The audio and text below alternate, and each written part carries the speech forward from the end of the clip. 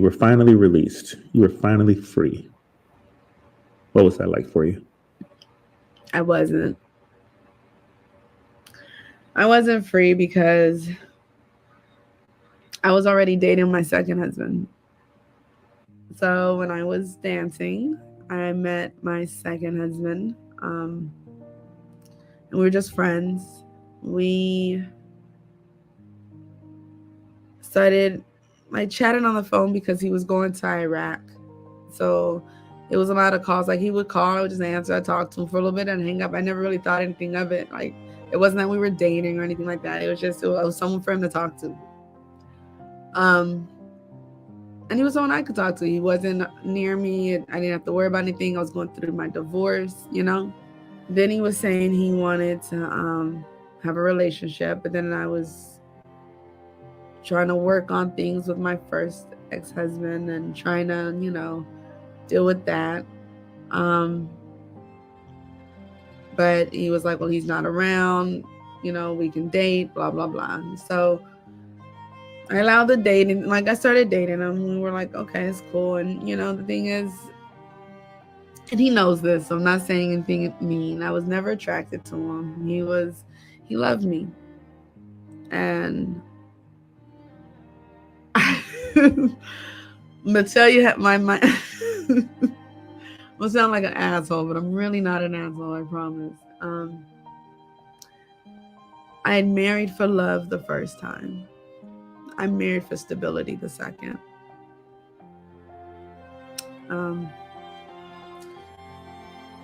He really wanted to get married.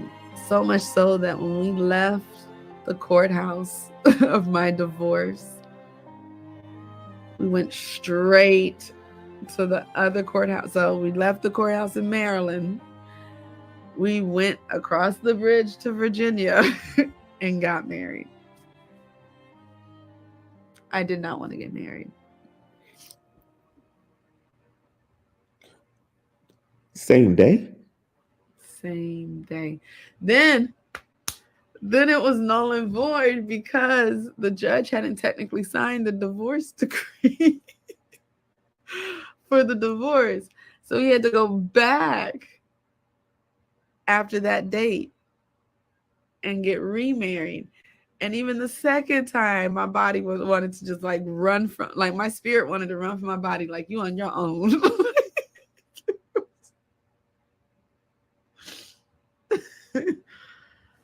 But I got married. He wanted to get married. He wanted to. He went so far as to say they're about to deploy me soon, and then I'm gonna have to leave, and I can't take you guys with me. And Nicole, we have to get married. And you went with it. Went with it. My kids adored him. And he adored my kids. And it's hard being a single parent. And I always wanted my kid. I didn't want divorce. I didn't want to be in a relationship where I wasn't being treated right. And so when I got married this time around, it was the same rules in my head. Like, all right, we're in this. We're not getting divorced. And then he punched me. And that switched up some stuff. And it switched up my mind frame on how I was thinking about it. And we tried to make it work after he punched me, and then he strangled me. And then he had to leave. What was that you remember the first time when he hit you? Oh, man. So we were in Virginia on a military base. After my first marriage, I realized jealousy is just stupid, right? Like I don't have time for like me being jealous, me trying to figure out what you're doing, If you want to do it, you're gonna do it. I'm not chasing behind you. I don't have the energy. He was talking to his ex-fiance, which I was fine. I was like, I'm cool if y'all are friends. Like, I don't care. Like, you love that person. You cared for that person. I get that. Well, the ex-fiance contacts me, letting me know that he's offering things that he should not be offering.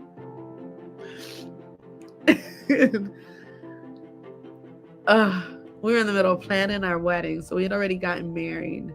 No one knew, but we were planning a wedding because I was like, I did the courthouse marriage thing before. I'm not going to have a double, like, I get that that's what we did just now, but like, I want a wedding. So we were working on that, and that happened. And so I was in nursing school. I was there every day, 8 to 4:30, sometimes 5, just every day, just trying to get my nursing license, right? Like in my nursing degree, so I go, because I learned from the first one, like, have your shit together if you're gonna leave, because you don't want to be in that kind of situation where, like how you were. And so she calls me, she tells me, and I'm like, okay. And I confront him and said, hey, so your message is such and such, and then I get the lies, and I was like, I don't even want to do the lies. Like, I was like, I don't even want to talk about it. If you want an open marriage, we can have an open marriage. Do what you want. Like, I don't even care. I'm focused right now. If you need that, I'm giving you my permission. You can do that. I'm not going to argue with you. I'm not going to talk about this with you. I have nothing to say. He followed me upstairs, downstairs, upstairs, downstairs, outside, to the garage, in my car, out my car, out the garage, back in the house, upstairs, downstairs. I finally went upstairs quick enough to where I could lock the bathroom door. He took the door off the hinges. Like, with the shoulder. Like, broke open the door. Now, the thing about ex-husband number 2 is he used to be a boxer.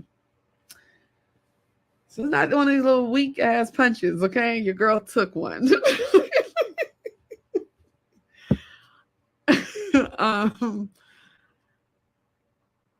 He opened up the door, and I was terrified. No one's ever broken open the door, and because of my past experiences, I don't like being trapped. Don't trap me. Like, it's a big thing for me. Don't trap me. And he did. He wouldn't let me go out the door. And he's like trying to talk to me. He's trying to hold me. And I slapped him. Slapped his chest. His chest. Slap. So I'm not slamming in the face and disrespect him. I'm literally like slamming, like, hey, stop. Like, hey, this is scared. Stop. He punched because I'm slapping, and then I tried to like push him off of me, like slap. So I slapped him 3 times. I'll never forget. I went 1, 2, 3. I know what I did, and I pushed him. And he'll tell you the same thing. Like, we've had discussions. We actually have talked since then, but I pushed him, and he said that the slap did something to him, and he cocked his fist back, and it met with my eye. And I flew into the bathtub. Into the bathtub. Thank God nothing really happened to me. Because knowing what I know now, there could have been something seriously wrong. But even then, I got up. Your girl got up. Got up.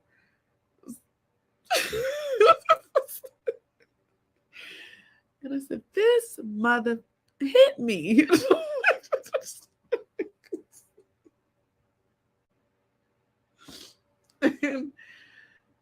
and he looked so scared. He was like, Nicole, Nicole, Nicole, Nicole, Nicole.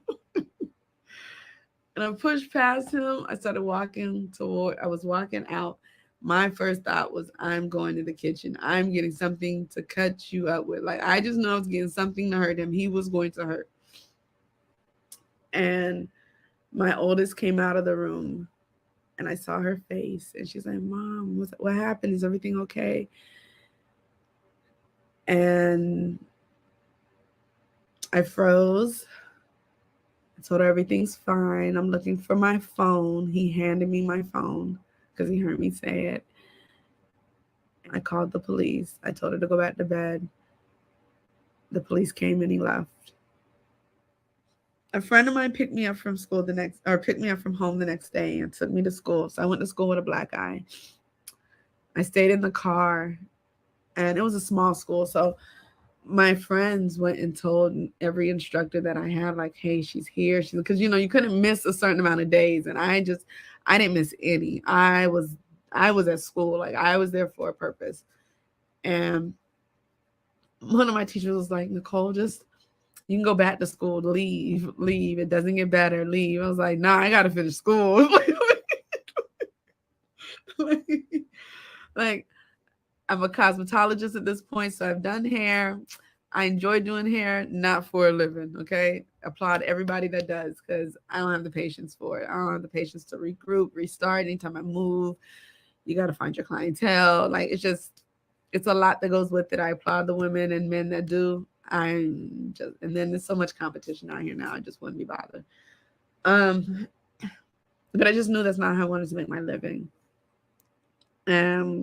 I wanted to be able to make sure I could work smarter, not harder. So I went into nursing, which exact opposite. So still working smarter and harder. But he came back. Everybody told me to leave. Everybody that knew. I'll say that because not a lot of people knew. Like, I had to lie to my kids. Told them I hit my eye on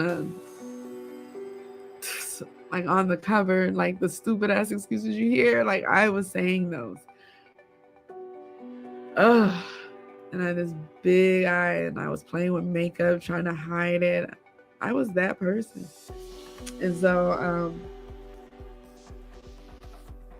but I was determined. I was like, I gotta stay here I gotta finish. It's a year. I'm almost done. We started going to counseling. He really did want to make it work. I didn't want to make it work anymore.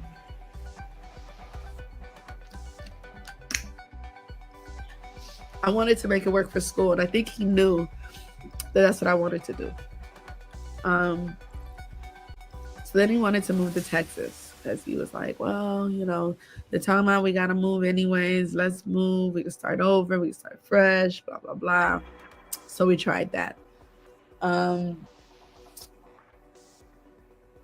And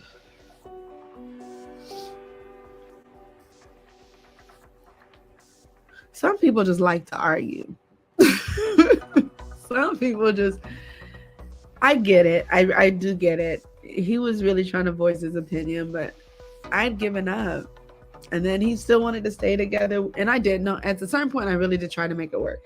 We were talking about having a child.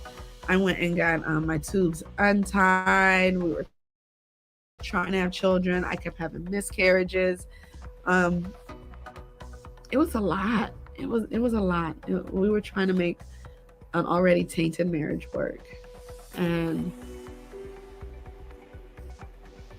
every time I lost the baby, I was like, oh, that's a sign. Like, we're not supposed to be here. We're not supposed to be doing this. This is a sign. And I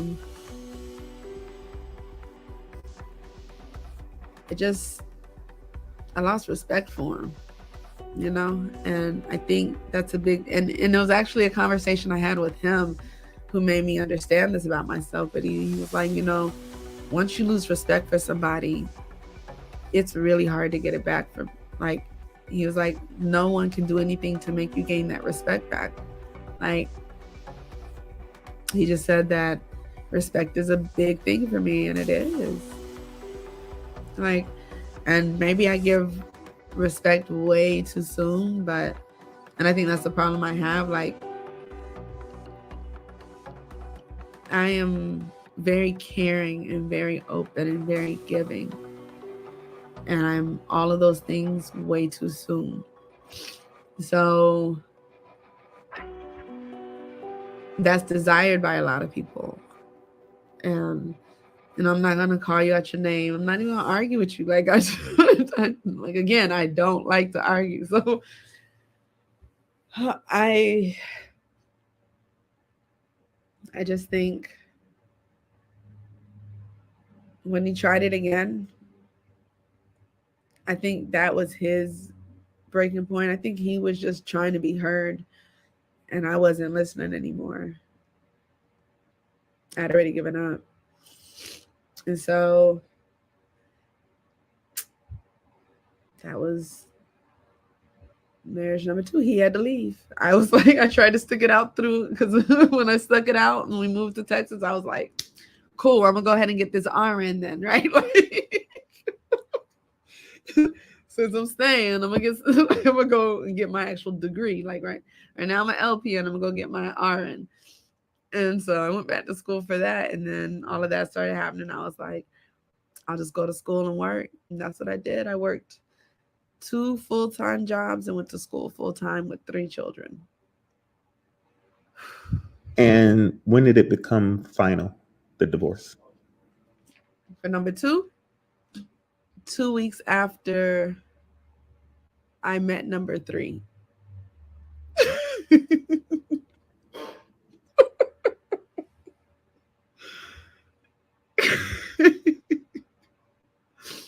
So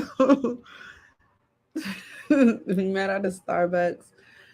We were talking, and even when I chatted with him on the phone in regards to like where we would meet, I had to go to work. So I was getting dressed for work, and I was like, well, he was trying to figure out where would be like a decent place, and he was picking a place closer to where I worked, and I was like, nah, like I wanna I wanna meet close enough to where I'll chit chat with you for a minute if I like you, and if I don't, I can use the excuse I gotta go to work. So we met there, we chatted for a little bit. The first thing he tried to do, so I was ordering my stuff, right? And I'm not really, at that time, I wasn't a big coffee drinker, and I really didn't drink Starbucks. And he had suggested a drink. And I was like, oh, okay. And I kept looking, and then I saw something I wanted. And so I said what I wanted, and he was like, yeah, but this one might be better. I said, yeah, but I want this. So I think he was intrigued by the sassiness of like, no, I know what I like. And I was intrigued by the business. He was the businessman. He was someone I hadn't really dated before. Like, so he was the one that would wear suits and ties everywhere. And yeah, that's what started us. That's how I met him. We had moved in together prior to me getting divorced. We had done the marriage counselor thing. We had discussed marriage. He did propose. But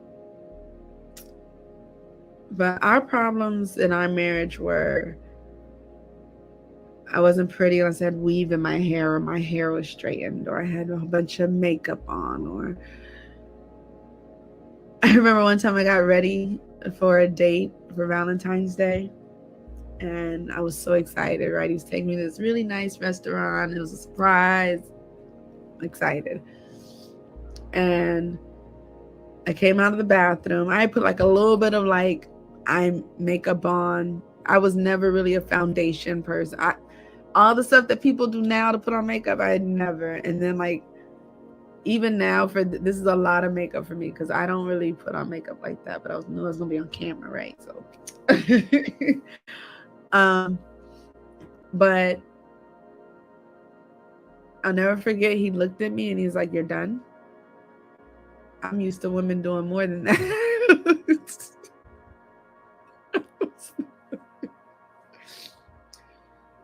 And like I said, when I care about you, my problem is I always just wanted that person to be happy. I wanted my partner to be happy because I always felt like if they were happy, then they would treat me well, or we'd be happy together, or, And so, don't get me wrong, he was a very loving man. He enjoyed dressing me. He enjoyed I was his little Barbie doll. I was who he could dress up.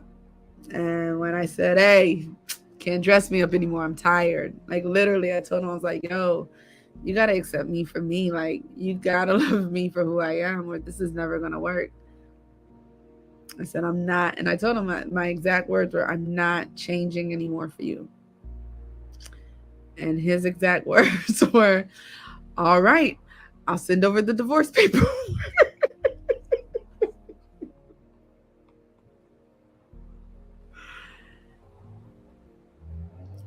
Yeah.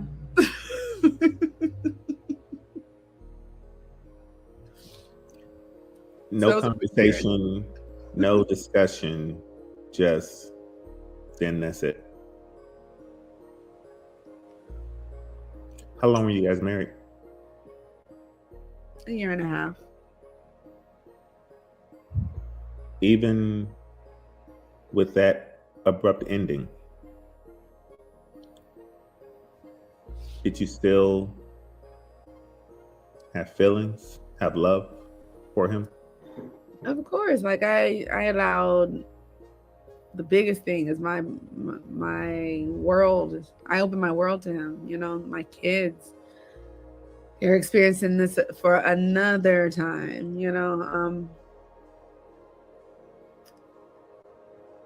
It wasn't a good relationship. It wasn't a healthy relationship. He's not a bad person. I just don't think we were supposed to be together. He needs a different type of person, and I wasn't that person,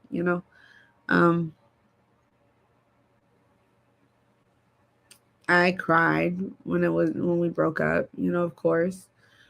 I will tell you, I didn't cry as hard as I did with the first two. By that time, I was like, oh, okay. All right, we're good. I'm gonna just I think I cried for a couple weeks, and then I started going out and hanging out with friends. And I will say that final divorce, though, really made, I won't say bitter, because I'm not bitter. And I know that term is used loosely in situations like this, but it's made me more cautious, more aware.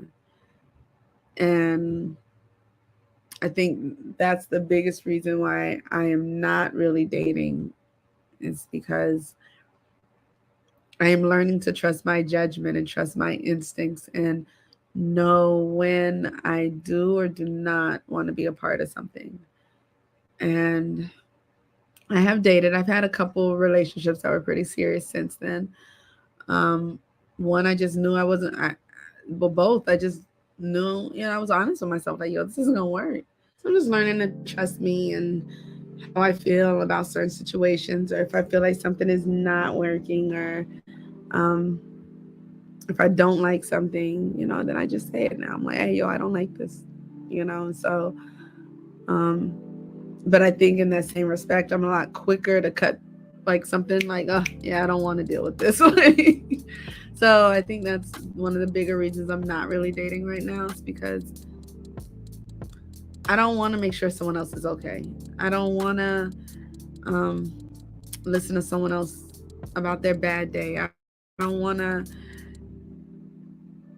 check in and say, hey, I'm going here. I don't want any of that. If I get in a relationship with another human being,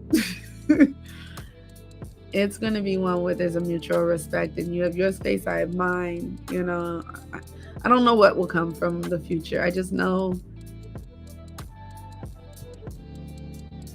if and it's strong if, because I do not want to get married again. I do not want to get married again. But if it were to happen again, there would be a prenup, and it could only be if that person and I truly had mutual respect for one another. We answer all the hard questions. We go through some hard times. It would never be a quick marriage. Like, you're going to have to date me for like 5 to 10 years.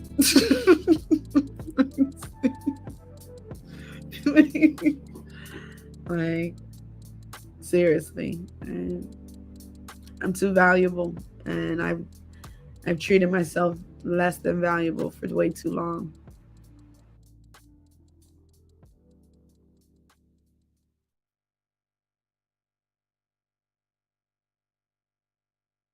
I lock my door, and all night this man is knocking on my door, drunk, asking me to open the door. Attention business owners and high-level executives. Is your company's website ADA compliant? If you don't know, then it's likely that it isn't. Companies are being sued right now because their websites are not ADA compliant. Why? Because it's against the Americans with Disabilities Act compliance law. From small businesses, online marketers, realtors, e-com store owners, to doctors' offices, restaurants, nonprofits, medium and large corporations, nobody is safe. You may even know a company that's being sued right now because their website is non-compliant. You don't have to be a sitting duck any longer. Annexus Media Group has the best solution for you. Introducing Annexus ADA. Our new ADA compliance software allows us to offer you an entire suite of ADA compliance services that won't just put you in compliance, but also open your business up to the $650 billion disability market that you may not be serving right now. Our software will put you in position to meet the demands of several different areas of disabilities and inclusions based on need. Annexus ADA compliance software solutions will help get your content to people with limitations and make your quality content available in over 50 languages. Their experience with your website and company, now being compliant and inclusive, will be second to none. Annexus ADA compliance software addresses 32 points of disabilities. Annexus also provides award-winning customer support by an experienced team ready to serve your needs. Our software is also great for your SEO rankings. Google gives more relevance to sites that are ADA compliant. To get started, first, go to www.anexusada.com. Second, choose the right plan based on your company needs. Let us know who referred you on your form to get a discount. And third, submit your request.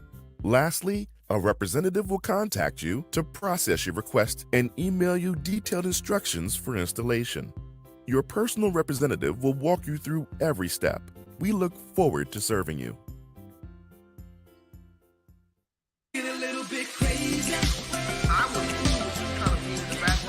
The hardest part of the podcast journey is starting. It is time to take that first step. Begin your journey today.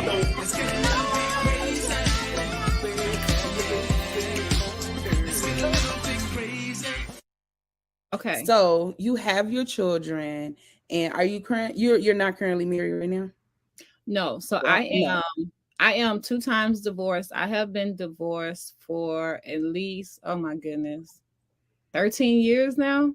About 13 years now.